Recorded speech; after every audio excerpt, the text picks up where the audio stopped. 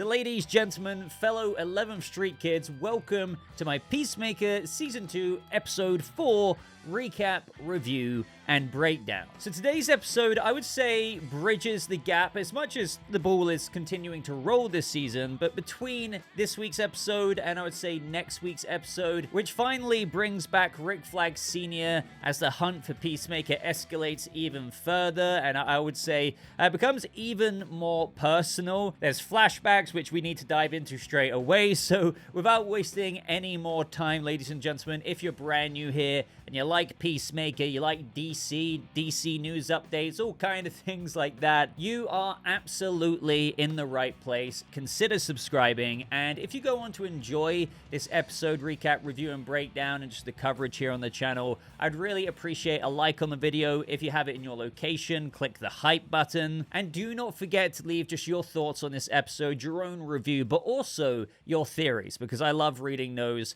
as we go into more episodes of Peacemaker. So episode 4 picks up with something that I'll just say that I've been waiting for the show to explain for a very, very long time. And that is the origin of the quantum unfolding chamber that, as we know in Season 2, leads to 99 other universes. Now, I say it like that because obviously that's an extraordinary piece of technology. It's incredibly advanced. Even when I was reviewing Peacemaker during Season 1, when it was in the DCEU, I was like, really? Peacemaker's dad, Augie? He created the technology that allowed you to enter an extra dimensional space, and also all of this Peacemaker suit technology to the helmets. I mean, it just never really added up for me. Even more so now when you consider the fact that Lex Luthor himself, a genius, managed to create a dimensional portal to an extra dimensional space, which, as we know,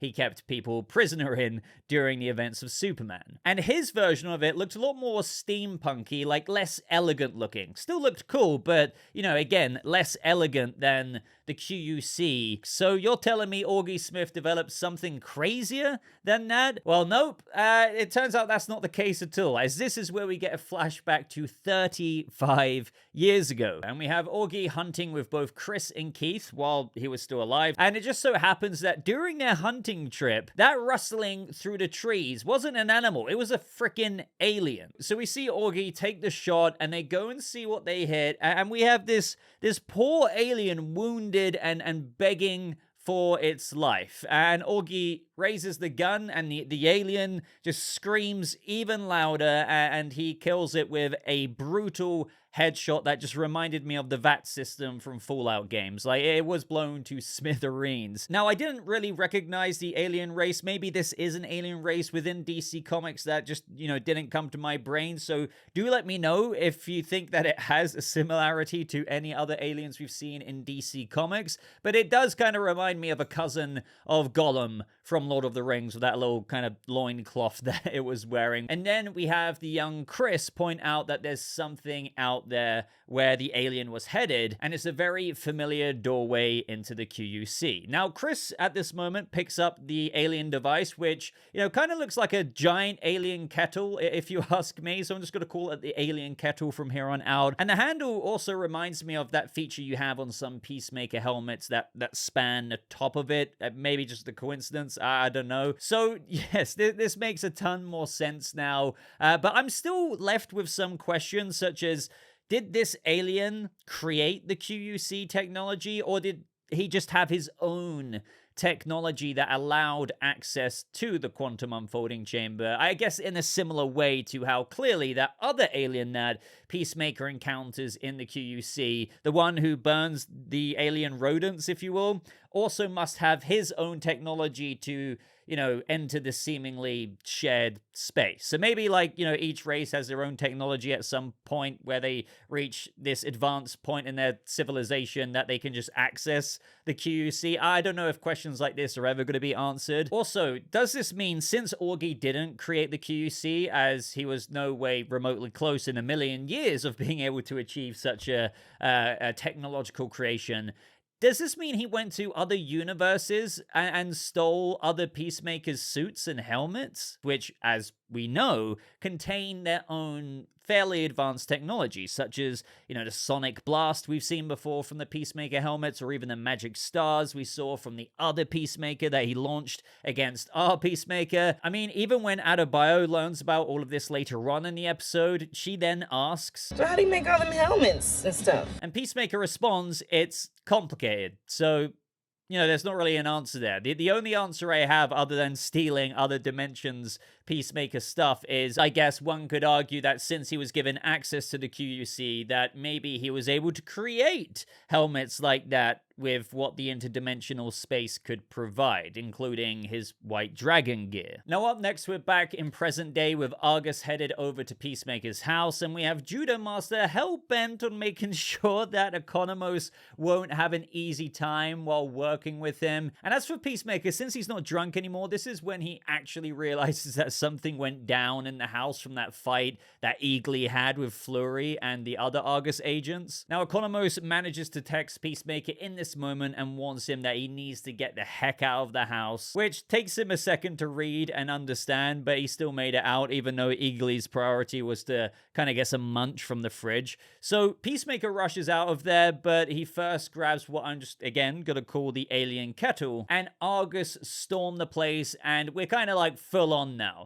So Chris runs into the woods just in time, but Judomaster thought ahead and catches up with him. Now, you gotta love the way that Judomaster traverses the land just through the form of constantly backflipping. Again, I know I mentioned this a lot, but I love the fights that they do on this show and the way they're filmed. Like every punch and kick, you just really feel with the way the camera moves, and, often that makes it just more funnier with Judomaster's moves, or when we just have Peacemaker launch him into the side of a tree, or when they're tumbling down the hill and you have that massive thud of Peacemaker landing on his face. Now, Judomaster even says to him that he screwed the world once and he won't let him do it again, which I believe is a nod or a reference to season 1, where we can't forget that Judomaster actually believed in the Butterflies' invasion cause, and he even assisted them, which, to be fair, I'm actually kind of surprised Argus is working with Judomaster, because, shouldn't that all be detailed in their field reports? As, after all, despite what's going on now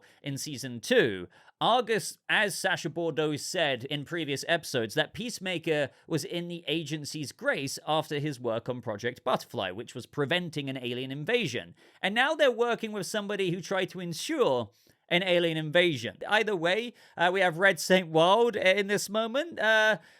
Sample some of Eagly's droppings, and he even can tell exactly what he ate. He spots Eagly flying, which is when, luckily, Economos knocks him out.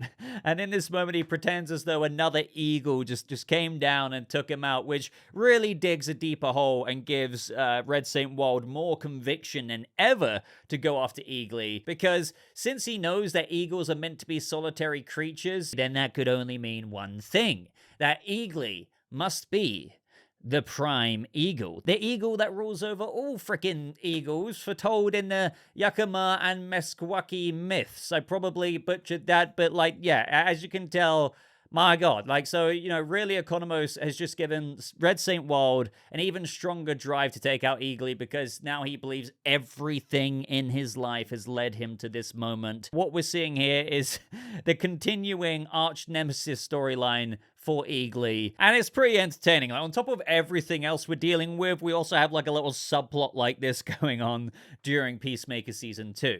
Now, Economos is then brought into the house, and Bordeaux isn't happy with him, and, they really don't like Economos, and he tells her that he's really the one who should be upset, teamed up with an insane redneck bird killer, as he puts it, and also, as he puts it, a little kung fu Bulbasaur. And I like how he's standing up for himself here, just, he's definitely giving it back some to Argus. Speaking of, Economos has heard Ginger Cool one too many times from Fleury. And when he says it again, well... Oh! What the fuck? But getting back to it, they want Economos to crack the entry to the QUC. Now, Adebayo then gets filled in about what happened 6 months ago when Peacemaker first discovered the other doorway, and how this whole world is just honestly, for him, much, much, much better. And she immediately starts to think this is like after when his father died, when he saw him then, which is a reference to the very ending of season 1, for those of you who remember, where he was kind of hallucinating him. Now, here is when they arrive to the cabin in the woods that belonged to his grandfather, which I believe is the same woods that we saw in the flashback at the beginning of the episode. Now, the place is basically falling apart, and so as Chris goes to set up the alien kettle, we cut back to Economos, again, very awkwardly trying to stall for time. We check all the... I don't care if there's a cat in a drawer. And when he activates the device right in time, the Speed Force-esque, it's not really Speed Force, but Speed Force-esque lightning or electricity starts growing up the doorway. And I love this next part because the way it was shot was super, super cool, as they needed to get outside, as everything just starts to get sucked in. They start going slow-mo, because a bit of a side effect from, I suppose, moving the QUC location is a massive shockwave. And that's when, boom, success, which leaves Bordeaux perplexed as she opens the door and there's absolutely nothing but a bit of closet space. Now, this is when we finally get to see Rick Flag Sr. again. I know I'm acting like he hasn't been in it this whole season, but I was expecting him to be in the show a little bit more than what he has been throughout these 4 episodes so far. But I like how the shot opened up, because we get to see a little photo of him framed on his desk of him and Flag Jr. So this is when Bordeaux rings him up and informs him that nothing was found in the closet doorway. So he immediately wants to have a chat with Harcourt, which is when we cut to Harcourt and we get to see what she's up to. And of course, we see her taking out all of her frustrations and stress in yet again another fight. And then we get to see the doorbell ring, and it's Flag Senior. Now, I found the relationship that they had really interesting, just because of, like, instantly you have that warm... Hey, kid. And it makes sense, because even though Harcourt keeps addressing him as General, for Flag Senior, I think it's a bit different, because obviously for him it's a bit more sentimental knowing that she had a bit of a thing with Flag Jr., as we saw in the past. We also had Harcourt reference Flag's injury, which is when he details that he broke his back due to Waller's BS, and this is a direct reference to the events of Creature Commandos, where Clayface, none other than Clayface, absolutely wrecked Rick Flag Sr. and almost killed him. However, all of this is just very awkward for Harcourt at the same time, because compared to back then, she's developed a friendship with Peacemaker, even, as we know, something a smidge more, you could say. The very person Flag Senior is trying to take down, as he, goes on to notice a picture framed on her wall of all of them together from season 1.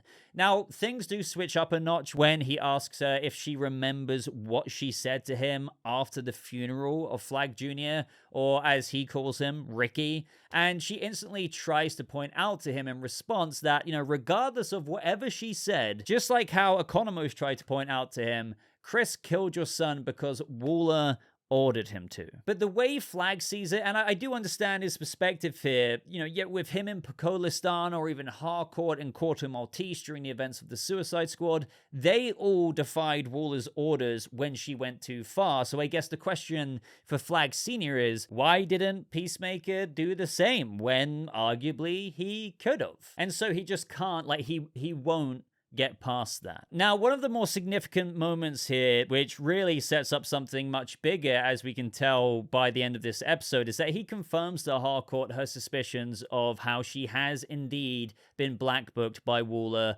on Waller's way out the door. And, this is kind of where we learn what Flag's kind of silver bullet or magic bullet is, his opportunity of getting what he wants. After Harcourt goes off about not being able to get a job, her utilities, being shut off at any moment, he offers her an opportunity to get back into the good graces of the US government. But the thing is, she has to betray Peacemaker by bringing him in. Now, before we continue that, we're going back to Adebayo excitedly telling Chris about her ad releasing in the Pro Soldier magazine and how she's hyped for calls to start rolling in, for him to just tell her that the magazine is a scam. Which is like, damn, like, I hate to see freaking Adebayo get down, and I am wondering, I've never speculated about this before, but I'm wondering if through the hardship of Adebayo trying to really get something off the ground here, by the end of season 2, will she eventually abandon it and go back to Kia, or is that too typical? Because at the same time, I can imagine that by the end of the season,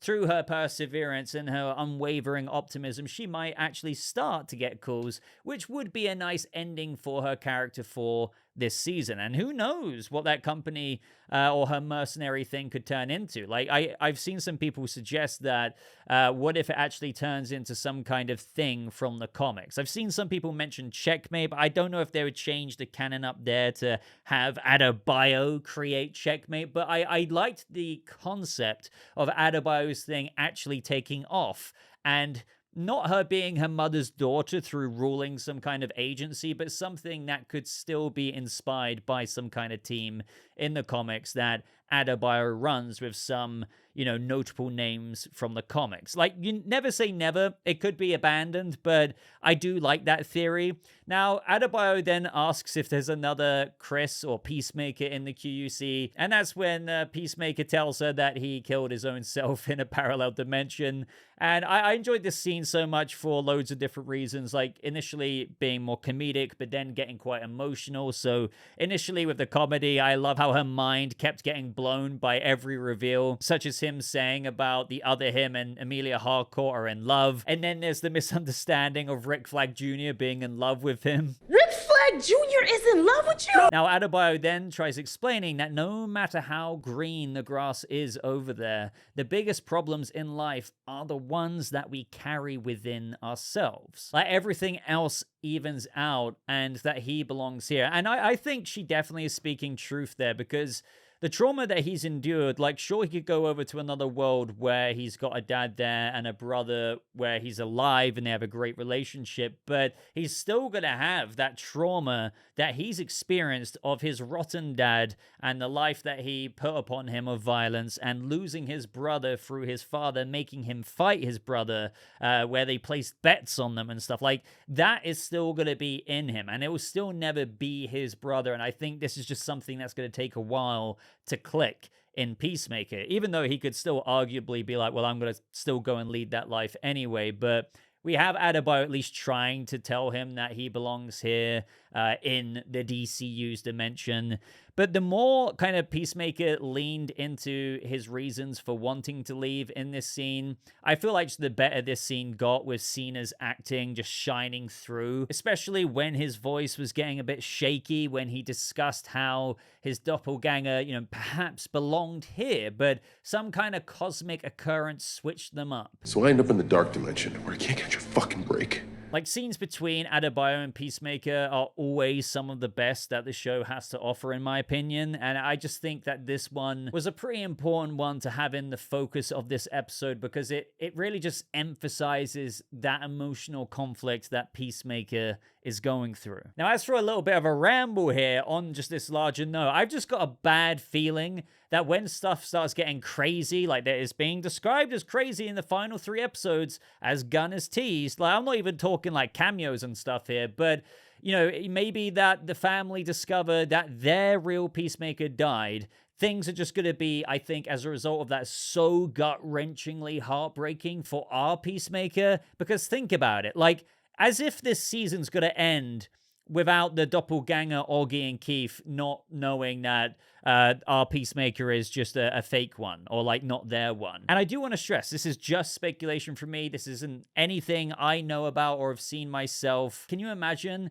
if Gunn makes our Peacemaker relive the trauma of killing his own brother through killing now the older version of his brother from the other dimension? Because you can imagine if, like, Keith from the other dimension finds out, he might somewhat be a bit of an antagonist, a reluctant antagonist to our Peacemaker, which just makes it oh so much more messy. Like, I really feel like that is going to reduce many of us to tears, because dude, like, I don't know. I don't know how that won't break our Peacemaker for good, even if it comes from a moment of, like, self-defense where he has no other choice. I'm already thinking in, like, this direction. Don't get me wrong, I'm excited for whatever Man of Tomorrow setup there could be in 6, 7, and 8. Mainly 6 and 8, apparently, but we've also got the whole other world characters side of things to deal with. And when the cat's out the bag that Peacemaker isn't actually their Peacemaker, that's going to be nuts. Either way, this is when Vigilante storms in and Harcourt gets a text from Peacemaker asking to meet. And the hint that we get from Peacemaker after saying to Vig that he needed to borrow his ride is he says to Vigilante that he needs her to answer a question before he knows what to do